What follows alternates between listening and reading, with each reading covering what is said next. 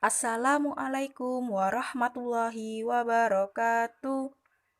Selamat pagi siswa-siswi kelas 4 SD Kreatif Insan Rabbani. Bagaimana kabarnya pada pagi hari ini? Semoga kalian semua selalu dalam keadaan sehat ya. Pada penjelasan video hari ini, Ustazah akan menjelaskan tentang materi di tema 5 pahlawanku muatan pelajaran IPS. Materinya adalah peninggalan dan tokoh zaman kerajaan Hindu di Indonesia. Tidak hanya peninggalan dan tokoh zaman kerajaan Hindu, di tema 5 juga akan dibahas tentang peninggalan dan tokoh pada zaman kerajaan Buddha dan Islam. Nah, pada kesempatan kali ini Ustazah akan membahas untuk kerajaan yang beragama Hindu terlebih dahulu ya. Kita simak dulu untuk tujuan pembelajarannya. Jadi, setelah kalian mendengarkan penjelasan Ustazah, diharapkan kalian mampu menjelaskan peninggalan sejarah Hindu, Buddha, dan Islam di Indonesia. Untuk tujuan yang kedua yaitu menjelaskan tokoh-tokoh sejarah pada masa kerajaan Hindu, Buddha, dan Islam di Indonesia. Sebelum kita lanjutkan untuk pembahasan materi, mari kita awali penjelasan pada pagi hari ini dengan bacaan basmalah bersama-sama. Abatah Bismillahirrahmanirrahim. Alhamdulillahirabbil alamin. Baik, jadi pada intinya di materi tema 5 ini, Ustazah akan mengajak kalian semua untuk kembali ke ratusan tahun yang lalu. Wah, kita belajar sejarah ya. Baik, kita mulai dulu tentang sejarah masuknya agama Hindu di Indonesia.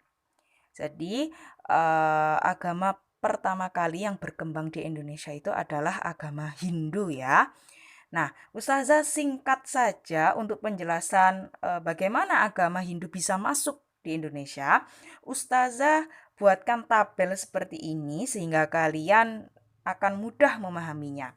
Jadi ini adalah pertanyaan-pertanyaan mendasar ya, 5W1H. Di antaranya adalah apa, kapan, mengapa, siapa, bagaimana. Tentang bagaimana agama Hindu bisa masuk ke Indonesia. Kita mulai dari apa dulu. Sebenarnya apa yang dimaksud dengan agama Hindu ya?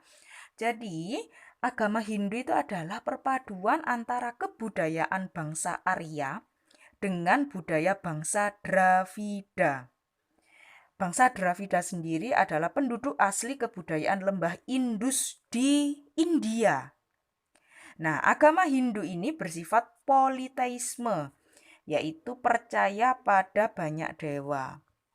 Kalian pernah tahu ya, kalau agama Hindu ini mengenal banyak sekali dewa-dewa seperti Dewa Wisnu, Dewa Siwa, Dewa Brahma, dan yang lain-lain.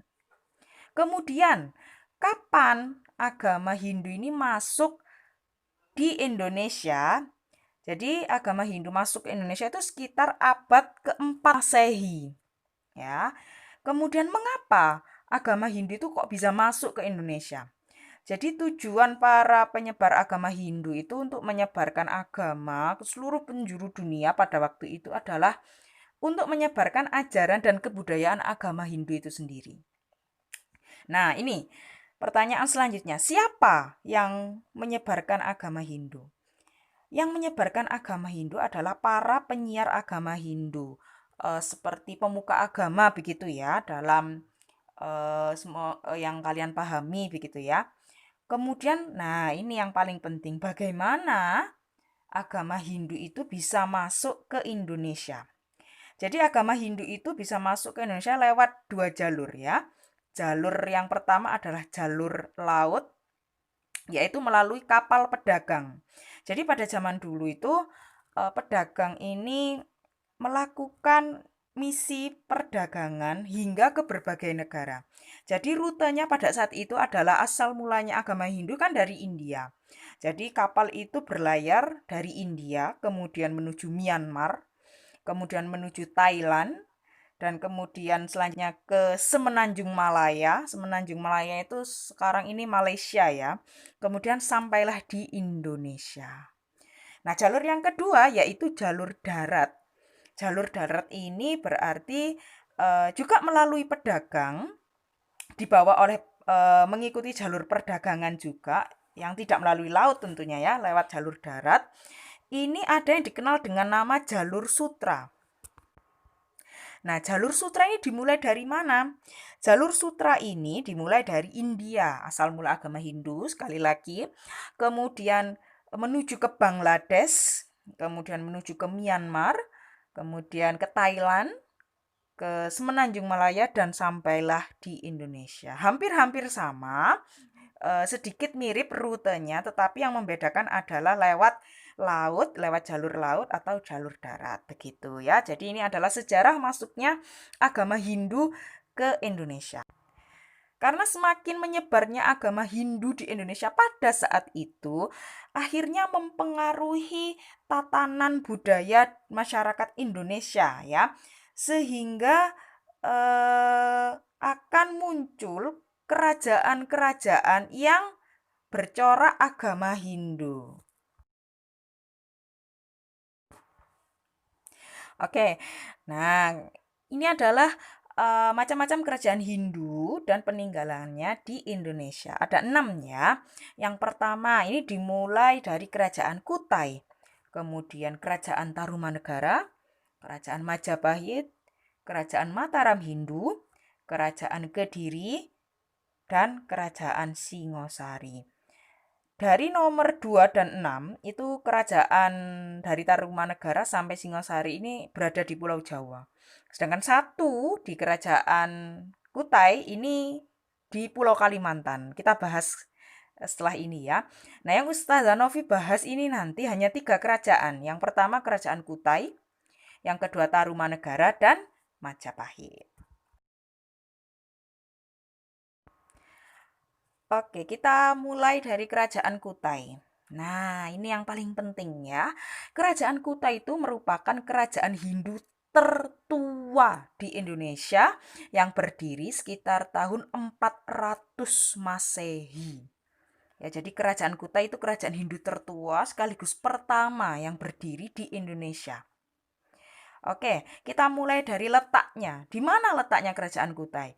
Kerajaan Kutai itu terletak di tepi Sungai Mahakam, Provinsi Kalimantan Timur. Kalian lihat di peta ya, yang di bawah itu. Kemudian, raja pertama yang memimpin bernama Kudungga. Sedangkan kerajaan yang memimpin pada masa puncak kejayaan, pada masa pemerintahan itu bernama Raja Mulawarman. Jadi Kutai itu mengalami masa keemasan ya sejak dipimpin oleh kerajaan Mulawarman. Nah, ini adalah contoh peninggalan kerajaan Kutai yang ditemukan yaitu prasasti. Apa yang dimaksud dengan prasasti? Oke, jadi prasasti itu adalah batu ya, batu yang bertuliskan huruf Palawa dan berbahasa Sanskerta. Nah, huruf Palawa dan Sanskerta ini adalah salah satu kebudayaan agama Hindu. Jadi peninggalan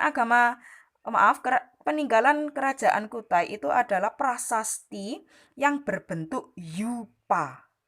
Apa yang dimaksud yupa? Oke, jadi coba kalian perhatikan. Jadi prasasti yupa itu adalah prasasti yang berbentuk tugu atau tiang batu yang dipahat. Ini disebut yupa ya. Kalian coba lihat sedikit, perhatikan tulisannya ya. Tulisannya itu memiliki bertuliskan huruf Palawa dan bahasanya bahasa Sanskerta. Oke? Ustazah Novi lanjut ke kerajaan Hindu kedua ya. Oke, kerajaan Tarumanegara. Jadi kerajaan Tarumanegara adalah kerajaan Hindu yang berkuasa sekitar abad ke-4 Masehi hingga abad ke-7 Masehi. Nah, kerajaan Tarumanegara ini terletak di Provinsi Jawa Barat. Raja pertama bernama Jaya Singawarman. Sedangkan puncak kejayaan pada masa pemerintahan Kerajaan Tarumanegara dipimpin oleh Raja Purnawarman. Sebelah kanan itu adalah contoh peninggalan Kerajaan Tarumanegara, yaitu dua arca. Arca itu artinya patung ya. Dua arca Wisnu. Wisnu adalah salah satu dewa di agama Hindu yang ditemukan di daerah Karawang. Daerah Karawang itu adalah daerah Jawa Barat. Nah, ini adalah peta di mana wilayah kekuasaan Kerajaan Tarumanegara. Jadi di sekitar Jawa Barat sampai Provinsi Banten ya mungkin pada saat ini. Oke, di bawahnya adalah prasasti peninggalan masa Kerajaan Tarumanegara. Di sebelah kiri itu ada prasasti Tugu, kemudian yang di tengah itu prasasti Ciaruteun, kemudian yang di sebelah kanan adalah prasasti kebun kopi. Sama dari prasasti kerajaan Kutai tadi yang pertama, prasasti kerajaan Tarumanegara juga bertuliskan huruf Pallawa dan berbahasa Sanskerta.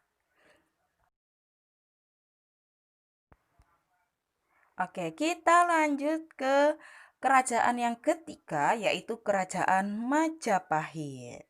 Kerajaan Majapahit berdiri pada tahun 1293 hingga 1500 Masehi.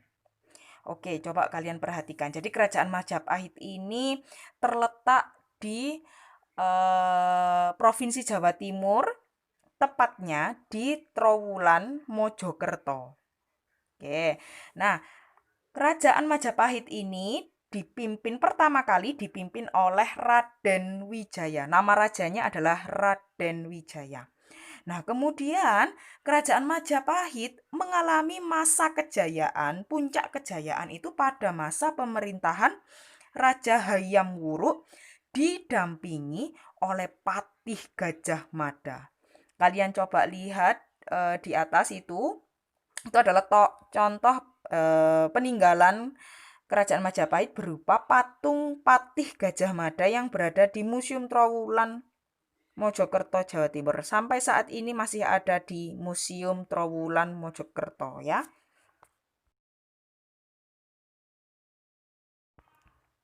Nah, ini adalah peta wilayah Kerajaan Majapahit pada masa keemasannya. Kerajaan Majapahit mengalami puncak keemasan saat dipimpin oleh Raja Hayam Wuruk beserta Patih Gajah Mada. Oke, Patih Gajah Mada itu dikenal dengan sumpah palapanya ya. Oke, kita perhatikan. Jadi wilayah Kerajaan Majapahit pada saat itu hampir seluruh Nusantara, termasuk Tumasik. Tumasik itu kalau sampai hari ini itu adalah Singapura ya, sampai Singapura, kemudian ke Semenanjung Malaya. Berarti yang sampai saat ini tuh wilayah negara Malaysia. Jadi begitu luasnya wilayah kekuasaan Kerajaan Majapahit pada saat itu. Bisa dibayangkan ya, luar biasa sekali. Nah, ini adalah peninggalan dari Kerajaan Majapahit. Berbeda dengan dua kerajaan sebelumnya yang berupa prasasti, kalau Kerajaan Majapahit ini peninggalannya sudah berupa bangunan ya, beberapa itu bangunan, beberapa sudah patung atau arca. Nah, ini adalah situs Trowulan di Mojokerto, Jawa Timur, menyimpan banyak peninggalan Kerajaan Majapahit. Oke, di sebelah kiri itu ada Gapura Wringin Lawang, kemudian ada Candi Brahu, kemudian ada Gerbang Bajang Ratu. Semuanya sampai saat ini masih berdiri kokoh, terletak di Trowulan, Mojokerto, Jawa Timur ya. Oke, luar biasa sekali peninggalan-peninggalan dari kerajaan pada zaman dahulu ya, anak-anak. Kita patut berbangga bahwa Indonesia merupakan negara yang sangat kaya kebudayaan, sangat kaya akan benda-benda peninggalan bersejarah. Oke, bisa kalian bayangkan ya, bangunan ini tuh sudah berdiri berapa ribu tahun ya. Nah, sebagai generasi penerus, hendaknya kalian ikut melestarikan, kemudian ikut mempromosikan, belajar ingin tahu tentang peninggalan-peninggalan sejarah yang ada di Indonesia.